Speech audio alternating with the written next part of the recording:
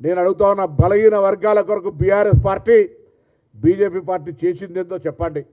ఇంతకంటే 42% అమలు జరగడానికి గల అవకాశాలు ఏమున్నా చెప్పమని కోరుతా ఉన్నా.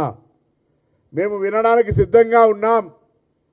నేను మా ప్రభుత్వాన్ని ఒప్పించే బాధ్యత మాది. బలహీన వర్గాల మంత్రులుగా నాది, కొండా సురేఖక్క గారు, వాకిటి శ్రీగారి గారితో పాటుగా మా పార్టీ మా ప్రభుత్వాన్ని ఒప్పించి మెప్పించి తీసుకుపోగలుగుతాం. మార్గం చూపెట్టండి. మేము ప్రభుత్వంలో ఉన్నాం.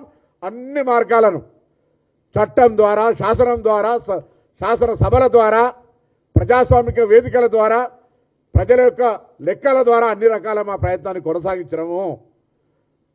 అధికారం కేంద్రంలో ఉంది. ఈడబ్ల్యూఎస్ తెచ్చినాడు కోర్టు అడ్డం వల్లే.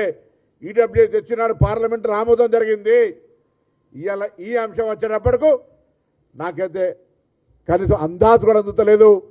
భారతీయ జనతా పార్టీ అఖిల భారత బీసీసీల అధ్యక్షుడు లక్ష్మణ్ గారు ముసలి కన్నీరు గారుతో ఉన్నారు. మీకు నిజంగా చిత్తశుద్ధి, మీ డిఎన్ఏల బీజేపీ రక్తమైతే తెలంగాణ నుంచి వచ్చిన బిల్లులను షెడ్యూల్ 9లో కానీ లేదా పార్లమెంటు ద్వారా 50% ఓవర్ కావడానికి అధిగమించడానికి అనుమతించే విధంగా చూడండి. రాష్ట్రపతి గారితో ఆమోదింపజేయించండి. అది చేత కాదు.